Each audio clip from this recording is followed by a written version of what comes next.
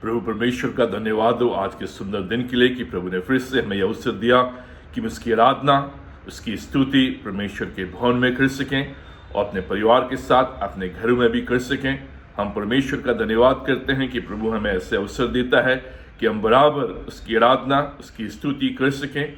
आज की आराधना में आप सबों का स्वागत है और मैं विश्वास करता हूं कि आज की आराधना के द्वारा हम सबों को आशीष मिलेगी। आज के मनन के लिए जो पाठ मैंने चुना है वो पाया जाता है पहला शमूएल उसका 16 अध्याय 1 से लेकर 13 पद तक। फर्स्ट शमूएल चैप्टर 16 वर्सेस 1 to 13। अब आज से हम एक नई सीरीज का आरंभ करेंगे जो दाऊद के जीवन पर आधारित रहेगी। अब जो दाऊद का जीवन है वो बड़ा महत्वपूर्ण जीवन है और इस सीरीज में हम देखेंगे कि कैसे परमेश्वर दाऊद को अपने हाथों में लेता है और अपनी महिमा के लिए प्रयोग करता है। दाऊद का जीवन हमारे जीवनों के समान है। इस सीरीज में हम भिन्न भिन्न खंडों को देखेंगे और इस बात पर फोकस करेंगे कि आखिर जो दाऊद था वो परमेश्वर के मन के अनुसार क्यों बना। अब आज इस शीर्षक के अंतर्गत हम देखेंगे परमेश्वर के मन के अनुसार।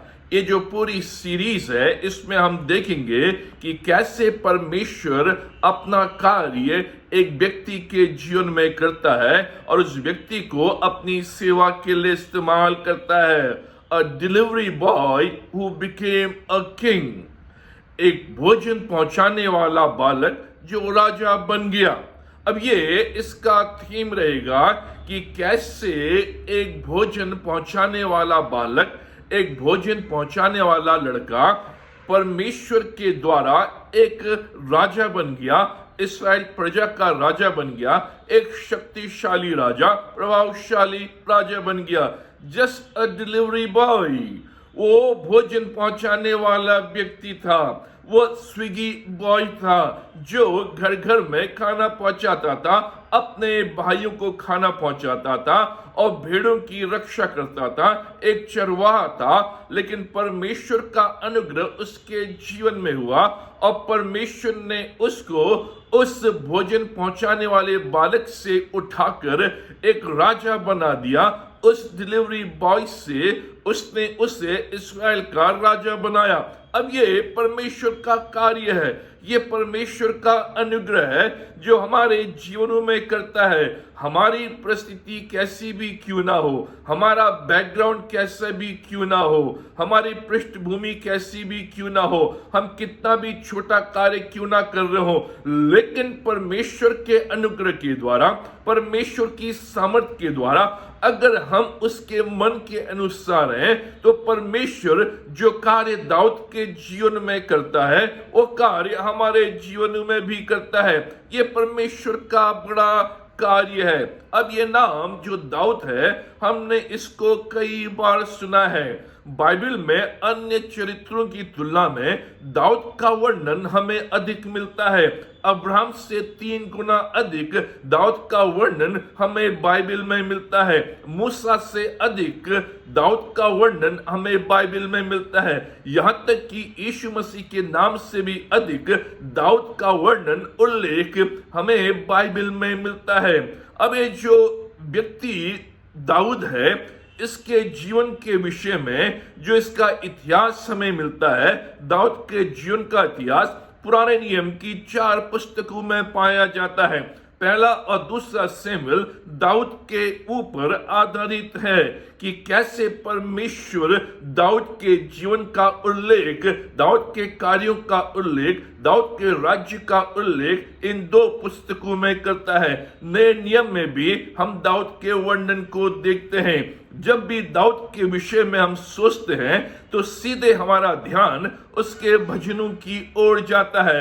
जो भजन हमें हिम्मत और साहस देते हैं, जो भजन हमें परमेश्वर के साथ चलने में अगुवाई देते हैं, मार्गदर्शन करते हैं, हमारी सहायता करते हैं, उन भजनों को हम स्मरण करते हैं कि कैसे दाऊद ने उन भजनों को लिखा। जब भी दाऊद के विषय में सोचते हैं हम अधिकतर भजन 23 को स्मरण करते हैं, क्योंकि भजन 23 को हमने याद किया है, हम जानते हैं, हम बार बार पढ़ते हैं। कुल मिलाकर दाऊद ने 73 साम्स लिखे हैं, उसने 73 भजन लिखे हैं। बच्चे भी दाऊद के विषय में जानते हैं। दाऊद और गोलियत की कहानी बच्चों के बीच में प्रसिद्ध है और बच्चों को वो स्मरण है, याद है, और वो संडे स्कूल में भी सीखते हैं। माँ बाप भी उन्हें सिखाते हैं कि कैसे उस गाने को घुमा घुमा कर मारा। ये गीत दाऊद के जीवन पर आधारित है।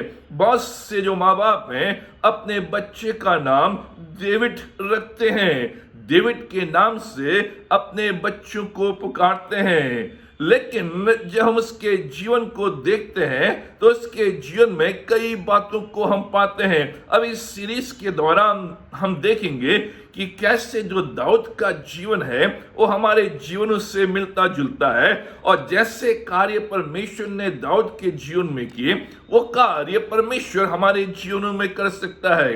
अब जब हम भजन 78, 70 से 72 पढ़ते हैं, Psalm 78, 72, 72, इसमें हम दाऊद के इस पूरे सीरीज के शीर्षक को पाते हैं, जहां पर लिखा है, फिर उसने अपने दास दाऊद को चुनकर भेड़शालाओं में से ले लिया। वह उसको बच्चे वाली भेड़ों के पीछे पीछे फिरने से ले आया कि वह उसकी प्रजा याकूब की अगुवाई करे, अर्थात उसके निज भाग इस्राएल की चरवाही करे। उसने खरे मन से उसकी चरवाही की और अपने हाथ की कुशलता से परमेश्वर की प्रजा की चरवाही की, उनकी अगुवाई की।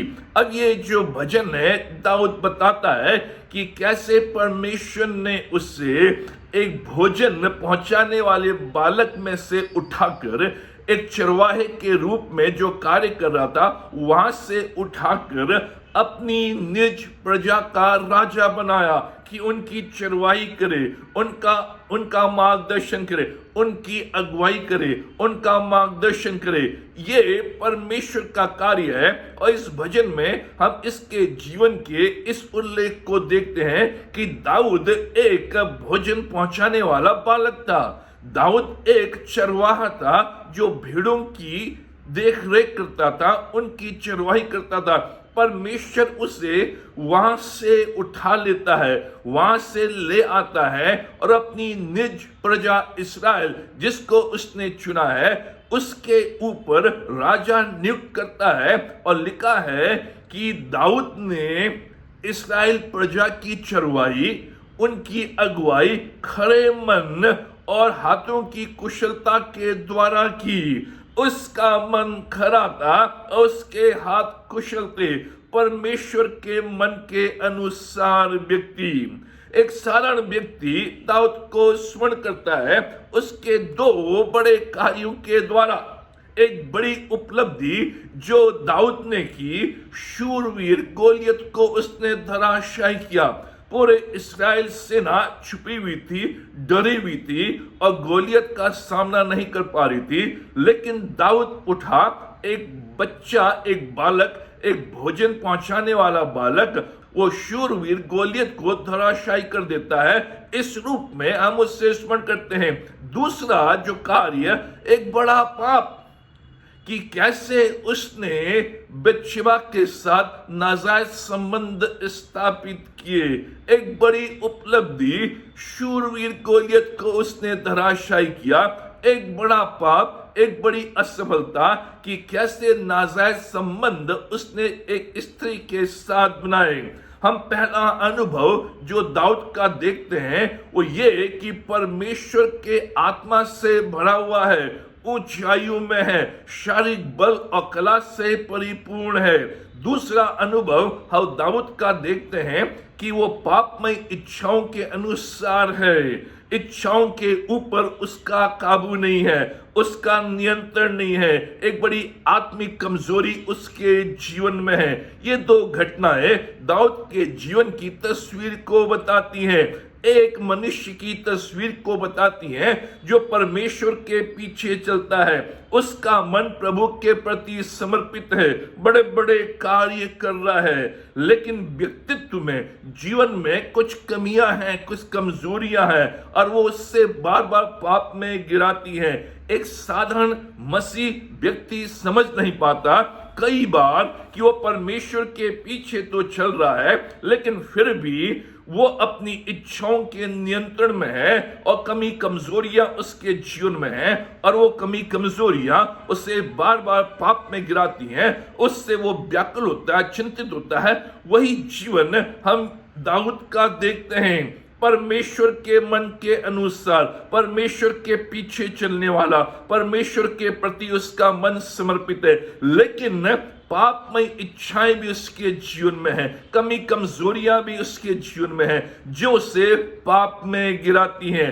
आज 21वीं शताब्दी का जो मसीह है, जो विश्वासी है, जो प्रभु के पीछे चलने वाला व्यक्ति है, इसी संघर्ष में है, इसी कश्मोकश में है। एक तरफ तो उसका मन परमेश्वर के प्रति समर्पित है, एक तरफ तो वो परमेश्वर के पीछे चल रहा है, एक तरफ तो परमेश्वर के कार्य को करने की कोशिश कर रहा है, परमेश्वर को प्रसन्न करने की कोशिश कर रहा है, लेकिन दूसरी तरफ एक संघर्षमय जीवन है, एक कश्मकश का जीवन जो अंदर ही अंदर उसे सताती है, जो कमी कमजोरियां उसके अंदर हैं, जो पापमय स्वभाव उसके अंदर हैं, जो कमी कमजोरियां हैं, जो उसकी अपनी इच्छाएं हैं, जो उसके जीवन को नियंत्रित करती हैं। वो चाहता तो है उन इच्छाओं से वो निकले, लेकिन बार बार वो इच्छाएं उसके ऊपर हावी हो जाती हैं और ये संघर्ष, ये कश्मकश हम दाऊद के जीवन में देखते हैं।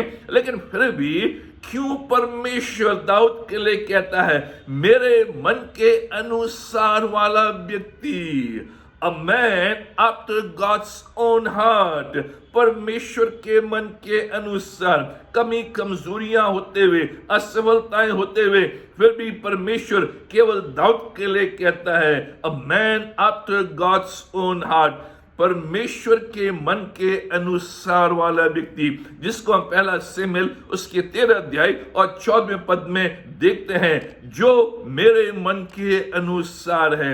अब हम इससे सीखेंगे कि बाइबल क्या बताती है दाऊद के विषय में, वास्तविक रूप में उसके जीवन के विषय में क्या सच्चाइयां हैं जिनको हम देखेंगे ताकि हम भी प्रभु को प्रसन्न करने वाले बन सके। हमारा जीवन हालांकि कमी कमजोरियों से भरा हुआ है, बार बार हम उन असफल बातों में चले जाते हैं, उन पापमय बातों में चले जाते हैं, लेकिन फिर भी हम कैसे वहां से निकलकर परमेश्वर के समीप आ सकते हैं जिससे कि हम परमेश्वर को प्रसन्न करें और परमेश्वर हमारे लिए भी कहे मेरे मन के अनुसार वाला व्यक्ति। कैसे एक मसीही बने, कैसे एक विश्वासी बने, कैसे एक परमेश्वर के पीछे चलने वाले बने जो परमेश्वर के मन के अनुसार हो। सफलताओं और असफलताओं के बीच में भी परमेश्वर हमारे लिए कह सके a man after God's own heart. जब हम दाऊद के जीवन का अध्ययन करते हैं, हम पाते हैं कि दाऊद जो है वो इस्राएल का दूसरा राजा है। पहला राजा शाऊल था जिसको अभिषेक किया गया था, लेकिन अब दाऊद इस्राएल का दूसरा राजा है। काफी लंबे समय और कठिन परिस्थिति के बाद शाऊल के स्थान पर दाऊद नियुक्त होता है और राजा के रूप में वो कार्य करता है। शाऊल जो इस्राएल का प्रथम राजा था, अब वो परमेश्वर के मन से उतर गया है। परमेश्वर ने उसे रिजेक्ट कर दिया है, परमेश्वर के मन से वो चला गया है। स्वयं केंद्रित व्यवहार और आवेशपूर्ण व्यवहार के द्वारा उसने परमेश्वर के विरुद्ध कार्य किए और परमेश्वर ने उसको अपने मन से उतार दिया, उसको रिजेक्ट कर दिया, क्योंकि अब शाऊल का जो जीवन है वो स्वयं केंद्रित जीवन है। उसका जो व्यवहार है वो आवेशपूर्ण है, वो भावनाओं से भरा हुआ है, वो अपनी इच्छाओं को पूरा कर रहा है, मनमानी कर रहा है, परमेश्वर के अनुसार कार्य नहीं कर रहा है और इसलिए परमेश्वर उसको रिजेक्ट करता है, उसको असफल करता है, उसको अपने मन से उतार देता है और दाऊद को उसके स्थान पर नियुक्त करता है। बिना शाऊल के विषय जाने, बिना शाऊल के साथ दाऊद की तुलना किए हम दाऊद के जीवन को अच्छे रूप में समझ नहीं सकते हैं। अब जो शाऊल था वो अपने मन के अनुसार वाला व्यक्ति था, अ man after his own heart, और जो दाऊद है वो परमेश्वर के मन के अनुसार वाला व्यक्ति है। लेकिन जो शाऊल है वो अपने मन के अनुसार वाला व्यक्ति है। हम पहला शमूएल के 9 अध्याय में पढ़े तो वहां पर हम पाएंगे कि वो एक कमजोर व्यक्ति हो गया है, ईर्ष्या और जलन से वो भर गया है। दाऊद के प्रति वो जलन और ईर्ष्या रखता है और अपने आप को गिरा देता है। और जिस प्रकार से उसने आरंभ किया था, एक अच्छे स्वभाव के द्वारा, एक दीन व्यक्ति के द्वारा, अच्छे व्यवहार के द्वारा, दीनता से उसने आरंभ किया था। लेकिन जब वो राजा बन गया, परमेश्वर की इच्छा को पूर्ण करने में विफल हो गया, अपने अंदर कटुता को उसने उत्पन्न कर लिया। उसका जो मन और हृदय है वो जलन, ईर्ष्या, क्रोध और कटुता से भर गया। उसने आरंभ तो अच्छा किया लेकिन उसका अंत बुरा हुआ। He could not finish strong. उसने जो अपनी यात्रा का अंत किया वो कमी कमजोरियों के साथ, परमेश्वर से दूर होकर। आप कैसे आरंभ करते हैं उससे फर्क नहीं पड़ता, लेकिन कैसे आप अंत करते हैं, कैसे आप फिनिश करते हैं, वो महत्वपूर्ण है। शाऊल ने आरंभ बहुत अच्छा किया। उसके जीवन के विषय में अगर आप देखें, बहुत अच्छे रूप में उसने आरंभ किया, एक अच्छे राजा के रूप में उसने आरंभ किया, लेकिन उसका अंत बहुत बुरा हुआ। उसने अच्छे रूप में अपने जीवन का अंत नहीं किया, परमेश्वर के मन के अनुसार उसने अपने जीवन का अंत नहीं किया। और इसलिए परमेश्वर का वचन कहता है, आप कैसे आरंभ करते हैं उससे फर्क नहीं पड़ता है। आप गिरेंगे, पड़ेंगे, कमी कमजोरियां आपके ऊपर हावी होंगी, आपको दबाने की कोशिश करेंगी, आपको अपनी ओर खींचने की कोशिश करेंगी, आप विफल होंगे, असफल होंगे, हो सकता दाऊद के समान पाप में गिरे, लेकिन उठते हुए, वहां से फिर से निकलते हुए, परमेश्वर के समीप आते हुए, अपने मन को परमेश्वर की ओर लगाते हुए और अंत में अच्छे रूप में स्ट्रांग फिनिश करें, फिनिशिंग स्ट्रांग। वो परमेश्वर देखता है और इस बात को परमेश्वर इस जीवन के द्वारा, इस सीरीज के द्वारा हमारे सामने रखता है कि कैसे हमने आरंभ किया है उससे फर्क नहीं पड़ता है, लेकिन कैसे आप उस फिनिशिंग लाइन को क्रॉस करते हैं, पहले नंबर में करते हैं, दूसरे नंबर में करते हैं, तीसरे नंबर में करते हैं, उससे फर्क पड़ता है। कैसे हम अंत का जीवन व्यतीत करते हैं, किस रूप में परमेश्वर में होकर परमेश्वर के मन के अनुसार अपने जीवन को व्यतीत करते हैं और उसका अंत करते हैं। अपने मन के अनुसार शाऊल कार्य करने लगा। परमेश्वर का जो कार्य है वो कर तो रहा है, लेकिन अपने मन के अनुसार, अपनी इच्छा के अनुसार, अपनी शक्ति के अनुसार, अपनी भावनाओं के अनुसार, अपने इमोशन के अनुसार, अपने को ऊंचा करने के लिए, अपने को सम्मानित करने के लिए, अपने को ऊंचा बनाने के लिए परमेश्वर का कार्य कर तो रहा है, लेकिन परमेश्वर के मन के अनुसार नहीं। इसलिए पहला शमूएल उसके 13वें अध्याय में और 15वें अध्याय में हम देखते हैं जहां पर लिखा है, बिना परमेश्वर से विनती किए होम बलि चढ़ाई। शाऊल ने परमेश्वर से बिना विनती की, बिना प्रार्थना किए, बिना परमेश्वर की इच्छा को जाने, बिना परमेश्वर की आज्ञा के होम बलि चढ़ा दी। अपनी इच्छा के अनुसार परमेश्वर ने मना किया था कि तू होम बलि जब तक मैं ना कहूं तब तक न चढ़ाना, लेकिन मना करने के बावजूद भी डर के मारे अपनी स्वार्थी इच्छाओं को पूरा करने के लिए उसने परमेश्वर की आज्ञा का उल्लंघन करते हुए उस होम बलि को चढ़ा दिया।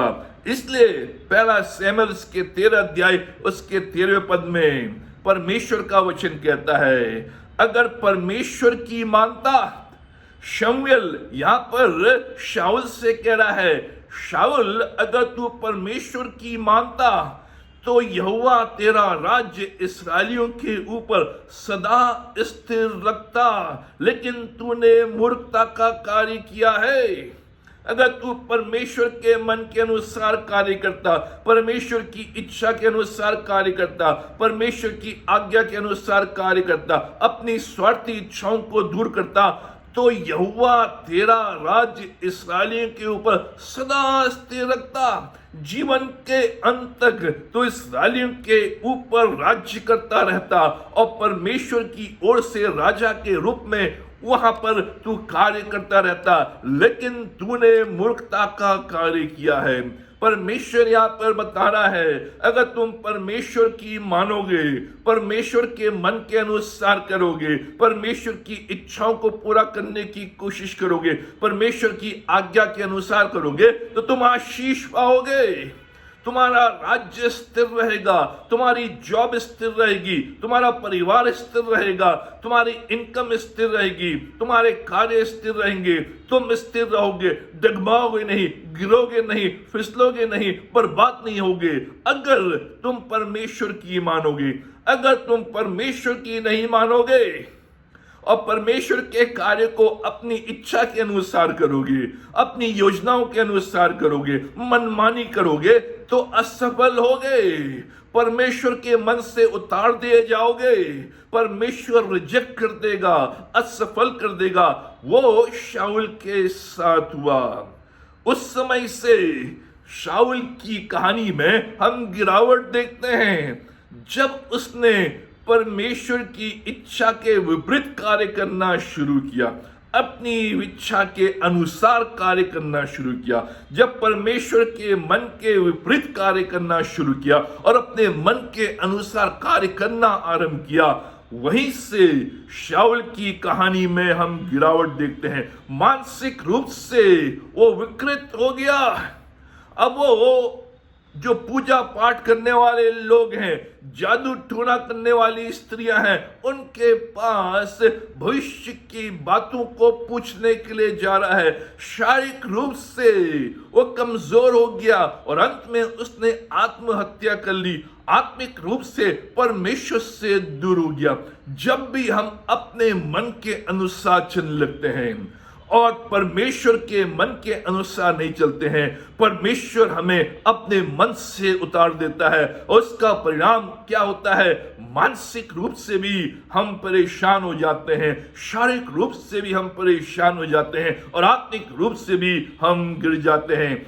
शाऊल डरपोक बन गया, असुरक्षित बन गया, जलन और क्रोध रखने वाला व्यक्ति बन गया, क्रोधित पुरुष बन गया, एंग्री मैन, अपनी भावनाओं के वश में हो गया। उसकी सोच अजीब व गरीब हो गई।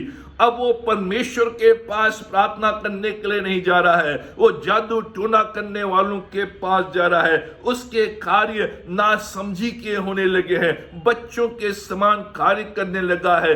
एक सफल राजा जिसको परमेश्वर ने नियुक्त किया, लेकिन अब वो एक बच्चों के समान समझ रखने लगा है, वो नासमझी के कार्य करने लगा है, जादू टोना लोगों के पीछे भागने लगा है, परमेश्वर से दूर हो गया है।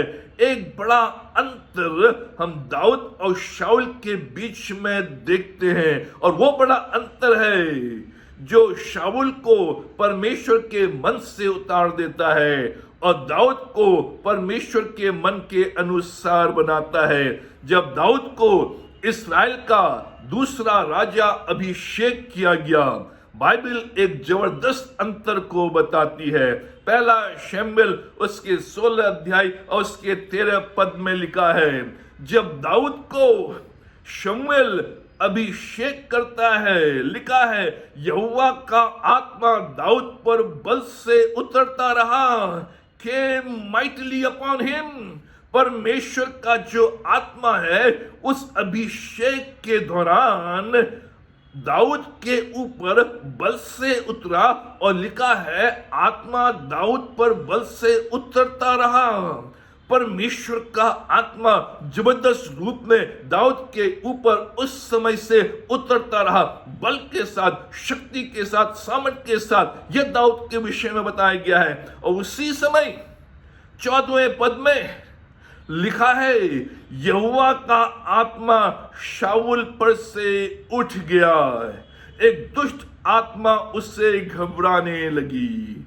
13वें पद में दाऊद के ऊपर परमेश्वर का आत्मा बलपूर्वक उतरता है और उसको अपनी शक्ति और सामर्थ्य से भरता है, और वो आत्मा उतरता रहता है।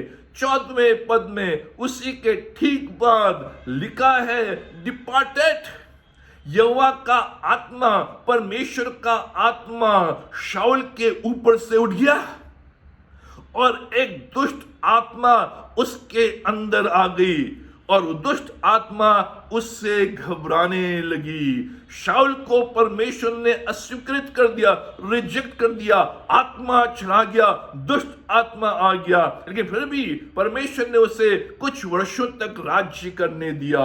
यह परमेश्वर का जबरदस्त कार्य। जब भी हम परमेश्वर के मन से उतर जाते हैं, अपने विचारों के द्वारा, अपने कार्यों के द्वारा, अपने व्यवहार के द्वारा, अपने उन सारी भावनाओं के द्वारा, परमेश्वर का आत्मा हमारे जीवन से उठा लिया जाता है, और फिर वो दुष्ट शक्तियां, वो दुष्ट आत्माएं हमें परेशान करती हैं, हमें विचलित करती हैं, हमें घबराती हैं, और हम समझ नहीं पाते हैं। लेकिन जब हम परमेश्वर के मन के अनुसार, उस समय परमेश्वर का आत्मा बलपूर्वक हमारे ऊपर उतरता है। Anointing of the Holi spirit, पवित्र आत्मा का अभिषेक। पुराने नियम में हम पवित्र आत्मा को बल के रूप में उतरता हुआ देखते हैं, दाऊद के जीवन में देखते हैं, मूसा के जीवन में देखते हैं, यहोशू के जीवन में देखते हैं, गिदोन के जीवन में देखते हैं, शमशून आदि इन लोगों के जीवन में देखते हैं। जब जब परमेश्वर का आत्मा उतरता है बल और शक्ति के साथ, अन्य अन्य भाषाओं को बोलने के द्वारा नहीं, बल और शक्ति के साथ, पवित्र आत्मा शाऊल के ऊपर से उठ गया, और वो अब दुष्ट आत्मा की सामर्थ में, दुष्ट आत्मा के प्रभाव में अपने जीवन को व्यतीत करने लगा। 5 बातें हमारे लिए इस खंड से, जो आरंभिक हमारा अध्ययन है, उसके आधार पर अन्य बातों को हम आने वाले दिनों में देखेंगे। 5 बातें हमारे लिए इस खंड के आधार पर, इस कहानी के आधार पर। पहली बात, हम अपने मन को भरवाने वाले प्रभाव से बचा कर रखें। हम अपने मन को भरमाने वाले प्रभाव से बचा कर रखें। शाऊल नकारात्मक रूप में उस भरमाने वाले प्रभाव से अपने आप को वो भरता गया, उनके अधीन होता गया, और इसलिए एक नकारात्मक रूप को उसने अपने जीवन में अनुभव किया। नकारात्मक रूप में वो आगे बढ़ने लगा, उसकी जो दृष्टि थी परमेश्वर से हट गई, और जो भरमाने वाले प्रभाव हैं जो परमेश्वर की ओर से नहीं है, परमेश्वर के मन के अनुसार नहीं है, परमेश्वर की इच्छा के अनुसार नहीं है, उनसे वो अपने आप को बचा नहीं पाया। आरंभ तो उसने ठीक किया, एक दीन व्यक्ति के साथ, एक दीन व्यक्ति के समान, लेकिन जैसे जैसे उसकी सफलता हुई, लोग उसकी वाहवाही करने लगे, उसकी प्रशंसा करने लगे, उसकी ओर देखने लगे, और वो सफल होने लगा और बड़े बड़े कार्य करने लगा। उसके सिर में ये वाहवाही घुस गई, ये घमंड उसके अंदर आ गया, जिससे उसका मन प्रभावित हुआ। वह सोचने लगा कि अब मैं कर रहा हूं, ये मेरे बल के द्वारा है, ये मेरी शक्ति के द्वारा है, ये मेरी इच्छा के द्वारा है, ये मेरे सामर्थ्य के द्वारा है, ये मेरी कला कौशल के द्वारा है। और वो सफलता उसके अंदर घमंड को उत्पन्न करने लगी, जिसके द्वारा उसका मन प्रभावित हुआ। क्योंकि जो मन है वो सबसे ज्यादा असुरक्षित है, वल्नरेबल है, वो बहुत जल्दी प्रभावित होता है, और उसके द्वारा हमारा सारा जीवन प्रभावित होता है। जैसा हमारा मन होगा वैसे हमारे विचार होंगे, वैसे हमारे कार्य होंगे। हमारा मन हमारे संपूर्ण जीवन को प्रभावित करता है। अगर मन असुरक्षित है, अगर मन ठीक नहीं है, अगर मन सही दिशा में नहीं है, तो हमारा पूरा जीवन प्रभावित होगा। इसलिए कहते हैं दिल तो पागल है। परमेश्वर का वचन कहता है दिल तो धोखेबाज है, सबसे धोखेबाज तो दिल है, जो हमें धोखा देता है। जिस रूप में हम अपने मन को, दिल को, हृदय को, हार्ट को प्रभावित करेंगे, उसी रूप में ये हमारे जीवन को प्रभावित करेगा। और वही शाऊल के जीवन में हुआ। उसने अपने मन को, अपने हृदय को भरमाने वाले प्रभाव से बचाकर नहीं रखा, उनके अधीन हो गया, और इसलिए वो मन परमेश्वर से हट गया, परमेश्वर से दूर चला गया। अब वो मन शाऊल के अनुसार कार्य करने लगा, परमेश्वर के अनुसार नहीं। दाऊद सकारात्मक रूप में a man after God's heart, परमेश्वर के मन के अनुसार उसने परमेश्वर की इच्छा को पूरा करना चाहा, जिसका हम सुंदर ढंग से वर्णन भजन उसके 24 अध्याय 3 से और 5 पद में पढ़ते हैं। यहोवा के पर्वत पर कौन चढ़ सकता है? ये दाऊद कह रहा है, यहोवा के पर्वत पर कौन चढ़ सकता है, और उसके पवित्र स्थान में कौन खड़ा हो सकता है? जिसके काम निर्दोष और हृदय शुद्ध है, जिसने अपने मन को व्यर्थ की बात की ओर नहीं लगाया और न कपट से शपथ खाई है, वो यहोवा की ओर से आशीष पाएगा और अपने उद्धार करने वाले परमेश्वर की ओर से धर्मी ठहरेगा। ये दाऊद का मन, ये दाऊद का सकारात्मक रूप, क्योंकि उसने अपने मन को परमेश्वर की बातों की ओर लगाया, परमेश्वर की ओर लगाया। और इसलिए कह रहा है परमेश्वर के पर्वत पर कौन चढ़ सकता है, उसके पवित्र स्थान में कौन खड़ा हो सकता है, कौन परमेश्वर के मन के अनुसार बन सकता है? वो जिसके कार्य निर्दोष और जिसका हृदय शुद्ध, जिसका मन शुद्ध, जो अपने मन को व्यर्थ की बातों में नहीं, शाऊल व्यर्थ की बातों में अपने मन को लगाने लगा, लेकिन दाऊद का मन परमेश्वर की बातों में लगा रहा, और इसलिए उसके भजन में इन बातों को हम देखते हैं, और इसलिए वो आशीष पाएगा। हमारा मन शुद्ध, हमारा मन खड़ा हो, हमारा मन परमेश्वर की ओर लगा रहे, जिससे हमारा मन सही दिशा में रहेगा, जिससे हमारा मन सही बातों में लगेगा, और वो मन हमारे जीवन को सकारात्मक रूप में आगे बढ़ाएगा, जिससे हम परमेश्वर की इच्छा को पूरा कर सकें। हम ये ना समझे कि शाऊल बुरा है और दाऊद अच्छा है, ये इस कहानी का अर्थ नहीं है। दोनों मनुष्य हैं, दोनों के जीवन में कमजोरियां हैं, लेकिन भिन्नता कहां है? भिन्नता यह है कि शाऊल को जो नियंत्रण कर रहा है उसका अहम, उसका घमंड, उसका मन, उसकी इच्छा, लेकिन दाऊद को जो नियंत्रण कर रहा है वो परमेश्वर के मन के अनुसार, परमेश्वर की इच्छा के अनुसार, परमेश्वर की बातों के अनुसार। इसलिए ये बड़ी भिन्नता, क्योंकि अभी भी शाऊल का जो मन है, शाऊल का जो जीवन है वो अहम से, अहंकार से, अपनी इच्छाओं को पूरा करने से भरा हुआ है, इसलिए वो परमेश्वर के मन से उतर गया। लेकिन दाऊद असफल होने के बावजूद भी, पाप में गिरने के बावजूद भी, कमी कमजोरियां होने के बावजूद भी, उसके मन की यही इच्छा है कि मैं परमेश्वर के मन के अनुसार करूं। हालांकि मैं गिर जाता हूं, हालांकि मैं ठोकर खाता हूं, हालांकि मैं कई बार पाप कर लेता हूं, लेकिन मैं अपने मन को फिर से परमेश्वर के अनुग्रह के सिंहासन में लेकर आता हूं, जिससे परमेश्वर का अनुग्रह मेरे मन को साफ करे और मैं परमेश्वर के मन के अनुसार कार्य कर सकूं। दाऊद गिरा, लेकिन उसने सच्चा पश्चाताप किया।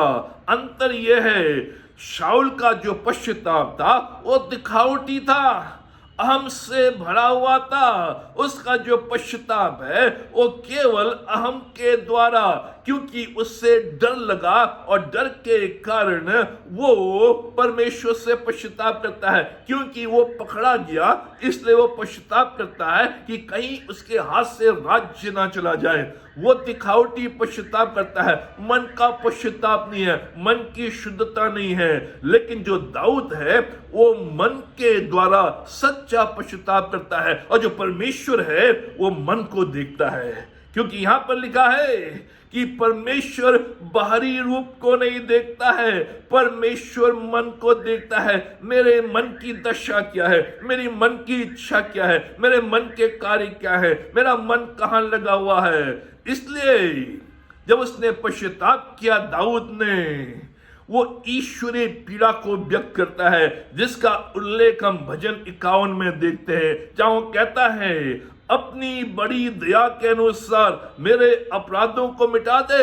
हे परमेश्वर, मैंने केवल तेरे ही विरुद्ध पाप किया है, तेरे ही विरुद्ध अधर्म किया है। मुझे अपनी बड़ी करुणा के द्वारा मुझे बचा ले, मेरे अपराधों को दूर कर दे, मेरे अंदर फिर से उस उद्धार के आनंद को उत्पन्न कर, मुझसे दूर मत हो, मुझे छोड़ मत। एक पीड़ा को व्यक्त करता है, यह है सच्चा पश्चाताप। इसलिए परमेश्वर उसे कहता है मेरे मन के अनुसार वाला व्यक्ति। दूसरी बात जो हमारे लिए है, हम महत्वपूर्ण कार्यों के लिए चुनाव करते समय सावधान रहें। जब भी हम अपने लिए, अपने परिवार के लिए, अपने व्यवसाय के लिए, अपनी सेवाओं के लिए, महत्वपूर्ण कार्यों के लिए चुनाव करते हैं, उस समय हमें सावधान रहना है। उस समय हमें बाहरी चीजों को देखकर, भरमाने वाली चीजों को देखकर निर्णय नहीं लेना है। दाऊद भी दिखने में अच्छा था, लेकिन परमेश्वर ने उसकी इनर क्वालिटीज को देखा, उसके मन के अंदर क्या है।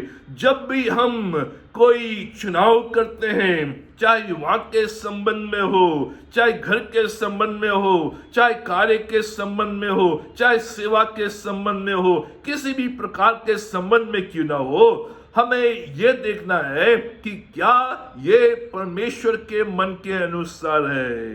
विवाह के संबंध में कि ये लड़का परमेश्वर के प्रति अपने मन को रखता है या नहीं रखता है, ये लड़की जिसका मन परमेश्वर के प्रति है या नहीं, इसके कार्य, क्योंकि परमेश्वर की जो दृष्टि है वो मनुष्य के मन में रहती है। इसलिए पहला शमूएल का 16 अध्याय उसके 7वें पद में कहा है, यहोवा की दृष्टि मन पर रहती है, मनुष्य तो बाहरी रूप को देखता है और उस आधार पर निर्णय लेता है, चुनाव करता है, और इसलिए वो विफल हो जाता है, गिर जाता है और समस्या में पड़ जाता है। लेकिन परमेश्वर बाहरी रूप के द्वारा आकर्षित नहीं होता है, प्रभावित नहीं होता है। उसकी जो दृष्टि है मनुष्य के मन में लगी रहती है, आपके मन में, मेरे मन में, और उस आधार पर वो चुनाव करता है जिससे कि परमेश्वर का कार्य आगे बढ़ सके। इसलिए महत्वपूर्ण चुनाव करते समय हमें सावधान रहना है कि हम बाहरी चीजों को देखकर प्रभावित हो रहे हैं, चुनाव ले रहे हैं, या वास्तविक रूप में हम मन को देख रहे हैं। तीसरी बात जो हमारे लिए इस खंड से आती है, जब आपको अनदेखा किया जा रहा है, पास्ट ओवर, उस समय जब आप सोच रहे हैं कि आपको अनदेखा किया जा रहा है इस कार्य के लिए, इस निर्णय के लिए, इस चुनाव के लिए, इस व्यवसाय के लिए, इस बात के लिए आपको पास ओवर किया जा रहा है, असमंजसता में है, कंफ्यूज्ड हैं कि क्यों मेरे साथ ऐसा हो रहा है। दाऊद के जो भाई लोग हैं वो घर में है और शमूएल देखने के लिए आ गया है। परमेश्वर ने शमूएल को भेजा, जा तू उस घराने में, और वहां मैं तुझे एक बालक को, एक व्यक्ति को बताऊंगा जिसको तुझे अभिषेक करना है। वहां पर सारे जो जेसी के जो बेटे हैं सब वहां पर उपस्थित हैं, और वहां पर उन बेटों को शमूएल देख रहा है, लेकिन दाऊद को बुलाया नहीं गया। वो चरवाहे के रूप में है, वो भोजन पहुंचाने वाले बालक के रूप में है, वो फील्ड में है, चरवाहे के रूप में भेड़ों को चरा रहा है। उसको अनदेखा किया गया जब तक कि शमूएल ने कहा नहीं कि क्या तेरा और कोई बेटा है। तब दाऊद के पिता को याद आया कि दाऊद भी मेरा बेटा है। तब शमूएल ने कहा उससे बुला के ला, ताकि मैं उसको भी देखूं कि परमेश्वर की इच्छा क्या है। दाऊद को अनदेखा किया जा रहा था, पास ओवर किया जा रहा था, कंफ्यूज, असमंजसता में, केवल छोटे कार्यों तक ही सीमित है। ये व्यक्ति राजा बनने के लायक नहीं है, ये केवल छोटे कार्य ही कर सकता है। प्रिय मित्रों, जब आप सोचें, आप अनुभव करें कि मुझे अनदेखा किया जा रहा है, मैं केवल छोटे कार्यों तक ही सीमित हूं, उस समय आप निराश ना हो, क्योंकि परमेश्वर आपको बड़े कार्यों के लिए तैयार कर रहा है। जिनको परमेश्वर राजा बनाने के लिए बुलाता है वे डिलीवरी बॉय के रूप में कभी नहीं रहेंगे। जिनको परमेश्वर ऊंचाइयों में ले जाना चाहता है, जिनको परमेश्वर प्रभावशाली बनाना चाहता है, जिनको परमेश्वर राजा के रूप में स्थापित करना चाहता है, वे कभी भी डिलीवरी बॉय के रूप में कार्य करते नहीं रहेंगे, कभी भी चरवाहे के रूप में नहीं रहेंगे, कभी भी छोटे छोटे कार्यों तक सीमित नहीं रहेंगे। परमेश्वर उनको उस डिलीवरी बॉय से निकालकर राजा के रूप में स्थापित करेगा। परमेश्वर चाहता है कि अभी जो भी कार्य है, चाहे छोटा कार्य है, चाहे मिनियल वर्क है, चाहे कैसा भी कार्य क्यों ना हो, और आप सोच रहे हो कब तक मैं इन छोटे कार्यों तक ही सीमित रहूंगा, आप विश्वास योग्य बने रहें, उन कार्यों को विश्वास योग्यता के साथ करते रहें। जो भी परमेश्वर ने आपके हाथ में दिया है, जो भी कार्य दिया गया है, उसको विश्वास योग्यता से करते रहें। अपनी आंखों को सामने की ओर लगाए रखें, न जाने कल आपके लिए क्या लेकर आए। दाऊद ने नहीं सोचा था, जब वो सुबह सुबह अपनी भेड़ों को लेकर वो जंगल में चला गया, उसे मालूम नहीं था कि 5 घंटे के बाद मेरे लिए ये दिन क्या लेकर आएगा। मुझे अनदेखा किया गया है, मेरे परिवार ने मुझे अनदेखा किया, मेरे पिता ने मुझे अनदेखा किया, मेरी माता ने मुझे अनदेखा किया, मेरे भाइयों ने मुझे अनदेखा किया, यहाँ तक कि जो शमूएल है उसने भी अनदेखा किया। लेकिन दाऊद विश्वास योग्यता के साथ अपने कार्य को करता रहा और परमेश्वर ने एकाएक उस चारागाह से उसे उठा लिया, उस डिलीवरी बॉय से उसे उठा लिया और सबके सामने राजा के रूप में उसे अभिषिक्त किया। इसलिए जो भी छोटा कार्य जिसमें आप सीमित हैं, निराश ना हो। परमेश्वर आपको उस स्थान में रहने नहीं देगा, वो जल्दी शीघ्र आपको वहां से निकालेगा। और जैसे राजा के रूप में दाऊद को स्थापित किया, ऊंचे स्थानों में स्थापित किया, परमेश्वर आपको भी ऊंचे स्थानों में स्थापित करेगा। यह परमेश्वर का वादा है, यह परमेश्वर की प्रतिज्ञा है। चौथी बात जो हमारे लिए इस खंड में, जो भविष्य के विषय में व्याकुल हैं, कंफ्यूज्ड हैं, उनके लिए आशा है। जो भी भविष्य के विषय में कंफ्यूज्ड हैं, व्याकुल हैं, चिंतित हैं, ये खंड हमारे लिए एक आशा को लेकर आता है।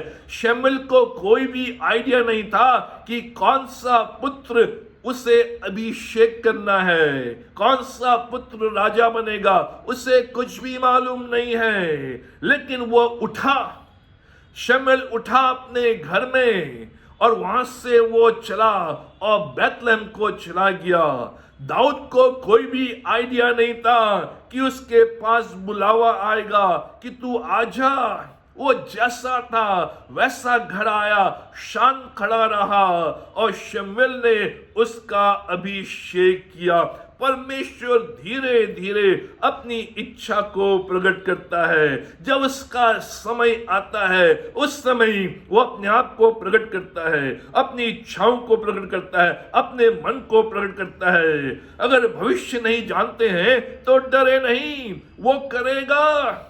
हमें अपने भविष्य के विषय में व्याकुल नहीं होना है। ये खंड हमें बताता है, एक आशा है कि परमेश्वर कभी भी बुलावा भेज सकता है, परमेश्वर कभी भी इनविटेशन भेज सकता है, परमेश्वर कभी भी कॉल लेटर भेज सकता है, परमेश्वर कभी भी अपॉइंटमेंट लेटर भेज सकता है, परमेश्वर कभी भी आपको प्रमोशन दे सकता है, आपको ऊंचाई में ले जा सकता है। आपको कोई आइडिया नहीं है कि आज सुबह जब आप अपने घर से निकले कि क्या होगा, लेकिन परमेश्वर उस दिन या आने वाले दिनों में आपको ऊंचाई में ले जाएगा, आपको तरक्की उन्नति देगा। ये परमेश्वर का वचन कह रहा है। भविष्य के विषय में कंफ्यूज ना हो, व्याकुल ना हो, क्योंकि एक आशा है। परमेश्वर के पीछे चलने वालों के लिए एक आशा है। जो भी उसके पीछे चलते हैं, परमेश्वर अपने समय में उस बड़ी इच्छा को, उस बड़े कार्य को करता है। एक डिलीवरी बॉय को वो राजा के रूप में नियुक्त करता है, जो केवल छोटे कार्यों तक ही सीमित था, केवल वो अपनी भेड़ों तक ही सीमित था, केवल जंगल में ही सीमित था, केवल चारागाह तक सीमित था। लेकिन परमेश्वर एक स्विगी बॉय को निकालकर राजा के रूप में स्थापित करता है। पांचवी और अंतिम बात जो हम इस खंड से देखते हैं, मनुष्य बाहरी रूप को, परंतु परमेश्वर मन को देखता है। जबरदस्त! मनुष्य की जो आंखें हैं, मनुष्य का जो दृष्टिकोण है, वो बाहरी रूप को देखता है, दिखने में कैसे हैं, क्या इनके पास है, क्या ये कर सकते हैं। लेकिन परमेश्वर बाहरी रूप से प्रभावित नहीं होता, बाहरी रूप से आकर्षित नहीं होता, वो मन को देखता है। इसलिए परमेश्वर जो निर्णय लेता है वो हमेशा अच्छा होता है। परमेश्वर जो कार्य करता है वो हमेशा अच्छा होता है। हम सोचें कई बार कि परमेश्वर क्या कर रहा है, हम समझ नहीं पा रहे हैं, लेकिन उन लोगों के लिए प्रोत्साहन है कि परमेश्वर जो कुछ भी कर रहा है, चाहे आपके समझ में आए ना आए, वो अच्छा है, क्योंकि वो आपके मन को देख कर रहा है। इस्राएल का भविष्य अंधकार में था। शाऊल को परमेश्वर ने स्वीकार कर दिया था। शाऊल को लोग पूछते थे, शाऊल को लोग मानते थे, शाऊल का नाम था, और परमेश्वर कहता है शाऊल मेरे मन से उतर गया है। शाऊल के ऊपर से परमेश्वर का आत्मा उठा लिया गया है और शाऊल के अंदर दुष्ट आत्मा ने प्रवेश कर लिया है। इसके कारण जो इस्राएल का भविष्य है वो अंधकार में है, क्योंकि परमेश्वर ने शाऊल को स्वीकार कर दिया। कौन हमारा राजा बनेगा, कौन हमें लीड करेगा, कौन हमारी अगुवाई करेगा, कौन हमारा मार्गदर्शन करेगा, ये खंड सिखाता है। मनुष्य का आज्ञा उल्लंघन परमेश्वर की योजनाओं को रोक नहीं सकता है। जो मनुष्य है अगर वो आज्ञा का उल्लंघन करता है, परमेश्वर के मन के अनुसार कार्य नहीं करता, परमेश्वर की इच्छाओं को पूरा नहीं करता, परमेश्वर के प्रति डिसओबीडियंट है, इसका अर्थ ये नहीं कि परमेश्वर की योजनाएं रुक जाएंगी। हमारे आज्ञा उल्लंघन के द्वारा, हमारे न करने के द्वारा, हमें परमेश्वर के पीछे न चलने के द्वारा परमेश्वर उसके द्वारा प्रभावित नहीं होता। परमेश्वर का कार्य चलता रहता है, परमेश्वर अपने कार्य को बढ़ाता रहता है। हमारी आज्ञा उल्लंघन, हमारी मूर्ति पूजा, हमारी उस इच्छा को जो हम अपने रूप में कर रहे हैं, उसके द्वारा परमेश्वर की योजनाओं को हम रोक नहीं सकते। अंत में परमेश्वर की ही चलेगी। हम सोचें कि हमारी चलेगी, जैसे हम चाहते हैं, जैसे हम करना चाहते हैं, जैसे हम सोचते हैं, जैसे हम योजना बनाते हैं, हमारी चलेगी। लेकिन परमेश्वर कहता नहीं, मेरी ही चलेगी। जो योजनाएं अच्छी हैं, जो योजनाएं प्रभावशाली हैं, उनको मैं पूरा करूंगा। जो मैंने कहा है उनको मैं पूरा करूंगा, चाहे तुम मानो या ना मानो। अगर मानोगे आशीषित होगे, नहीं मानोगे मैं तुम्हें अस्वीकार कर दूंगा और दूसरे को लेकर आऊंगा जिससे कि मेरी इच्छाएं पूरी हो। जो परमेश्वर कर रहा है उस आधार पर हम परमेश्वर को दोष नहीं दे सकते। जो आप देख रहे हैं उस आधार पर हम परमेश्वर को जज नहीं कर सकते। परमेश्वर, तूने शाऊल को अस्वीकार क्यों कर दिया? परमेश्वर, तूने शाऊल के ऊपर से अपने आत्मा को क्यों उठा लिया? परमेश्वर, तूने इस बालक को, इस बच्चे को, इस लड़के को, जो एक डिलीवरी बॉय है, जो एक स्विगी बॉय है, जो एक भोजन ले जाने वाला है, जो केवल भेड़ों की रखवाली करता है, जिसका अपना स्थान अपने घर में भी नहीं है, उसको तूने हमारे ऊपर राजा के रूप में नियुक्त किया है। परमेश्वर, तू ये क्या कर रहा है? पद 7 में परमेश्वर हमें स्मरण दिलाता है और ये वचन हमें स्मरण दिलाता है, परमेश्वर मन को देखता है।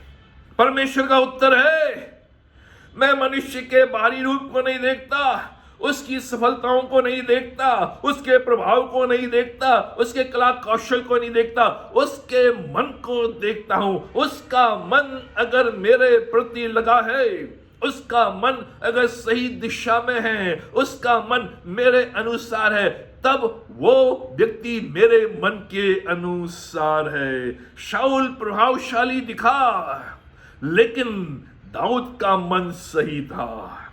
इसलिए एक को रिजेक्ट परमेश्वर करता है, दूसरे को सिलेक्ट करता है। एक ने अपना मौका खो दिया, लेकिन दूसरा कई वर्षों के लिए राजा के रूप में नियुक्त हुआ, लीडर के रूप में नियुक्त हुआ। क्या दूसरे आपके लिए सोचते हैं, आपके बारे में सोचते हैं, अंत में उससे फर्क नहीं पड़ता है। जो परमेश्वर आपके लिए सोचता है, जो परमेश्वर आपके बारे में सोचता है, वही मायने रखता है। क्या मनुष्य आपके लिए सोचता है, क्या मनुष्य आपको देता है, क्या मनुष्य आपके विषय में सोचता और देखता है, उससे ज्यादा फर्क नहीं पड़ता है। अंत में उससे कोई फर्क नहीं पड़ेगा। जो उनको सोचना है, जो उनको देखना है, वो सोचे, वो देखें। अंत में जिस बात से फर्क पड़ता है, जो मायने की बात है, वो ये कि क्या परमेश्वर आपके लिए ये सोचता है कि ये मेरे मन के अनुसार है। जो परमेश्वर आपके लिए सोचता है वही मायने रखता है, उसी से अंत फर्क पड़ता है। दाऊद की सब कमी कमजोरियों को परमेश्वर जानता था, लेकिन जब उसने दाऊद के मन को देखा, उसके मन में उसने अपने प्रति प्रेम को पाया, उसके मन में अपने प्रति दया को पाया, उसके मन में पश्चातापी हृदय को पाया, उसके मन में एक धन्यवादी हृदय को पाया, उसके मन को एक टूटा हुआ मन पाया। A broken heart, a broken spirit, एक टूटा हुआ मन जो परमेश्वर के ग्रहण योग्य है। जब उसने दाऊद को देखा, बाहरी रूप से कई कमी कमजोरियां, कई असफलताएं, लेकिन उसका मन टूटा हुआ मन है। जब परमेश्वर उसके मन को देखता है, उसके मन से प्रभावित होता है, उसके मन के प्रति आकर्षित होता है, और जो उसने दाऊद के लिए कहा वो किसी के लिए नहीं कहा, दाऊद मेरे मन के अनुसार वाला व्यक्ति। परमेश्वर जब दाऊद के मन को देखता है, उससे प्रभावित होता है। उसके मन में उसने क्या पाया? दाऊद कहता है, यहोवा मेरा चरवाहा है, मुझे कुछ घटी न होगी। उसने उसके मन में इस बात को पाया कि परमेश्वर का अनुग्रह मेरे लिए काफी है। यहोवा मेरा चरवाहा है, यहोवा मेरा मार्गदर्शक है, यहोवा मेरा पिता है, यहोवा मेरी देखरेख करने वाला है, मुझे कुछ घटी ना होगी। मेरे अंदर कमियां हैं, मेरे अंदर कमजोरियां हैं, ये सारी प्रकार की बातें हैं, लेकिन मेरे मन के अंदर यहोवा चरवाहे के रूप में है, यहोवा मार्गदर्शक के रूप में है, और यहोवा का अनुग्रह बराबर मेरे जीवन के ऊपर रहेगा। मेरा जो भरोसा है उसके अनुग्रह के ऊपर, इसलिए मुझे कोई घटी न होगी। जब भजन 23 को हम पढ़ते हैं तो हम ऐसे व्यक्ति को पाते हैं जिसने परमेश्वर के अनुग्रह का अनुभव किया है, बार बार परमेश्वर के अनुग्रह का अनुभव किया है, इसलिए उसका मन परमेश्वर के प्रति, इसलिए परमेश्वर दाऊद के लिए कहता है, मेरे मन के अनुसार व्यक्ति। तो मित्रों, आज जब परमेश्वर आपके मन को देखता है, आपके मन में क्या पाता है? ये कि यहोवा मेरा चरवाहा है, मुझे कुछ घटी ना होगी। यहोवा मेरे मन का मालिक है। हालांकि कई बार मैं इधर उधर हो जाता हूं, कई बार कमी कमजोरियां मेरे ऊपर हावी हो जाती हैं, लेकिन अंत में मैं इस बात का अनुभव करता हूं कि परमेश्वर का अनुग्रह मेरे लिए काफी है। मैं परमेश्वर के अनुग्रह के सिंहासन के पास जाता हूं और परमेश्वर से कहता हूं, तू मेरा चरवाहा है, तेरे बगैर मैं चल नहीं सकता, तेरे बगैर मेरी रक्षा नहीं, तेरे बगैर मेरी सुरक्षा नहीं, तेरे बगैर मैं जीवन में आगे नहीं बढ़ सकता, क्योंकि तू ही है जो मेरी घटी को, मेरी कमी को पूरी कर सकता है। तू ही है मेरी कमी कमजोरियों को दूर कर सकता है। इसलिए मैं निरंतर तेरे चरणों में बना रहता हूं। मेरा मन परमेश्वर तेरी ओर लगा हुआ है, मैं निरंतर तेरी ओर ताकता रहता हूं। जब परमेश्वर ऐसे भाव को, ऐसे मन को देखता है तो वो कहता है, आपके लिए और मेरे लिए भी, मेरे मन के अनुसार वाला व्यक्ति। मित्रों, इस बात को ध्यान में रखें कि हमारा जीवन, हमारे कार्य, हमारा मन ऐसा हो जो परमेश्वर के प्रति लगे रहे। परमेश्वर के मन से हम कभी ना उतरे, लेकिन परमेश्वर बराबर इस बात को हमारे लिए बोले, हम इस बात का अनुभव करें, मेरे मन के अनुसार वाला व्यक्ति, a man after God's own heart. और जब हम परमेश्वर के मन के अनुसार वाले व्यक्ति बनेंगे, तब परमेश्वर एक डिलीवरी बॉय को वहां से निकालकर राजा के रूप में नियुक्त करेगा। चाहे कैसे भी हमारे कार्य हो, चाहे कितने भी नीचे हम क्यों ना हो, चाहे कैसी भी पृष्ठभूमि हमारी क्यों ना हो, कैसा भी बैकग्राउंड हमारा क्यों ना हो, कितने भी सीमित रूप से हम कार्यशील क्यों ना हो, लेकिन परमेश्वर हमें वहां से उठाकर, उस चारागाह से उठाकर, उस चरवाहे से उठाकर, उस डिलीवरी बॉय से उठाकर, भोजन देने वाले व्यक्ति से उठाकर हमें ऊंचाइयों में ले जाएगा। एक राजा के रूप में, एक प्रभावशाली व्यक्ति के रूप में, एक सफल व्यक्ति के रूप में, एक संपन्न व्यक्ति के रूप में स्थापित करेगा। ये परमेश्वर हमसे और आपसे चाहता है, और ये वो हमारे लिए करना चाहता है। इसलिए आज अपने मन को परमेश्वर के समीप लाएं और उससे कहें, परमेश्वर मुझे भी तू अपने मन का बना, अपने मन के अनुसार वाला व्यक्ति बना। प्रभु आप सबों को आशीष दे। आइए हम प्रार्थना करें। हमारे महान जीवेश्वर शक्तिमान परमेश्वर पिता, हम धन्यवाद देते हैं कि तमाम आशीषों के लिए, कि रक्षा, मदद, भलाई करना, दया के लिए, आज के सुंदर दिन के लिए, हम धन्यवाद देते हैं कि तू बराबर हमारे जीवनों में कार्यशील है, बराबर अपनी दृष्टि को हमारे ऊपर बनाए रखता है और तू चाहता है कि हम तेरे मन के अनुसार वाले व्यक्ति बने। पिता परमेश्वर तुम्हारी सहायता कर, जिससे कि जो अनुभव दाऊद का रहा वो अनुभव हमारा रहे कि कैसे तूने एक डिलीवरी बॉय को वहां से ले लिया और राजा के रूप में स्थापित किया। पिता परमेश्वर हमारे भविष्य को उज्जवल कर, हमें सफलता की सीढ़ियों में ले चल, जिससे कि हम तेरे मन के अनुसार वाले व्यक्ति बनते हुए तेरी आशीष को प्राप्त करते हुए आगे बढ़ सके। हम धन्यवाद देते हैं तेरी तमाम आशीषों के लिए। हम प्रार्थना करते हैं अपनी कलीसिया के प्रत्येक परिवार के लिए, हर परिवार में तेरी आशीष रहे। पिता परमेश्वर जो भी कमी घटी है तो उनको दूर कर, जो भी आवश्यकता अपने खजाने से पूरा कर, जो भी दुख तकलीफ बीमारियां हैं यीशु के नाम से दूर कर, ताकि हमारी कलीसिया के परिवार खुशहाल रहे, संपन्न रहे और आगे बढ़े। हम धन्यवाद देते हैं आज के दिन में, पूरे दिन तुम्हारी सहायता, रक्षा और मदद कर। ये सब कुछ अपने उद्धारकर्ता प्रभु यीशु मसीह के नाम होकर मांगते हैं, आमीन।